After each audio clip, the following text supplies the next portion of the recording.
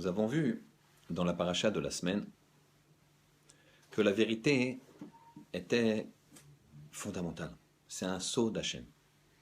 Nous allons compter l'histoire suivante. Une fois, un grand maître qui s'appelait Marzoutra rentrait dans sa ville après un long voyage. Il n'avait pas prévenu de son arrivée. Arrivé quelques kilomètres avant l'entrée de sa ville, il voit les deux plus grands personnages de sa ville sortir à sa rencontre. Il s'agissait de Rav Safra et de Rava.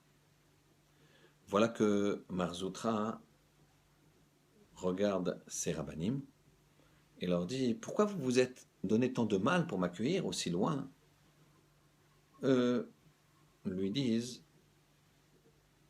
Rav Safra dit à Marzoutra: on n'est pas venu t'accueillir, on n'était pas au courant, mais maintenant que tu es là, on va te raccompagner jusqu'à la ville.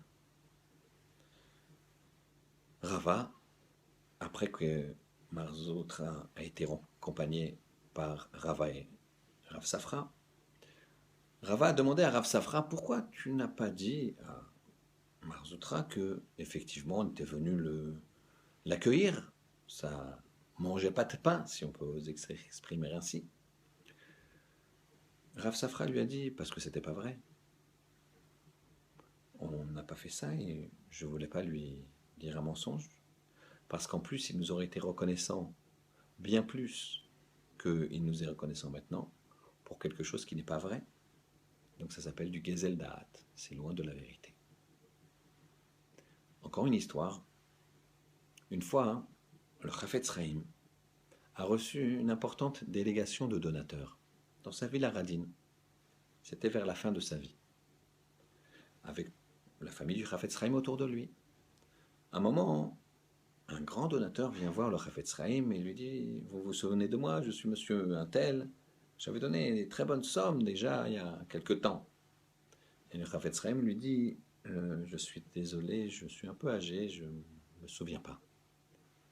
Alors, avec la peur un petit peu que ce donateur ne fasse pas de don cette fois-ci, un des membres de la famille du Chafetz Chaim a commencé à dire au Chafetz Chaim: mais si, rappelle-toi, c'est un monsieur qui est comme ci, comme ça, il est venu, il a donné tant, il était à telle époque. Et le Chafetz Chaim lui dit non, non, et puis il regarde, il réfléchit. À un moment, le membre de la famille dit à ce donateur: oui, vous voyez, il se rappelle, le Rav se rappelle. Et le Rav entend ça, il lui dit: non, non, je ne me rappelle pas. Je suis désolé, je ne me rappelle pas. Très bien. Le donateur fait quand même son don. Et quand il est parti, le membre de la famille qui avait insisté auprès du Chafetz Chaim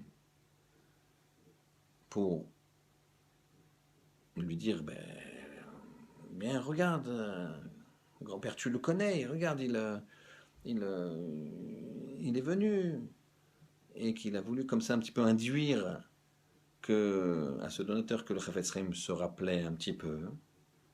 Il lui a demandé: pourquoi j'ai fait ça pour le bien de la... Pourquoi tu n'as pas voulu que je fasse ça, que tu m'as arrêté? Il t'a dit: non, non, je ne le connais pas, je ne me rappelle plus du tout. Pourquoi tu n'as pas voulu? J'ai fait ça pour le bien de la yeshiva. Et le Chafetz Chaim de lui dire: le bien de la yeshiva, c'est de dire strictement la vérité. Voilà. Voilà ce que c'est la notion de Emet, la vérité pure, la vérité absolue. Le sceau d'Akadash Baruch Hu, qu'Hachem y fasse qu'on dise toujours et tout le temps la vérité. Si on s'implique à dire strictement la vérité, on ne change pas nos paroles, même pas un cheveu. Il y a une grande siyata d'Ishmaya et on est collé à Kadash Baruch Hu, dont le sceau est la vérité. Shabbat Shalom.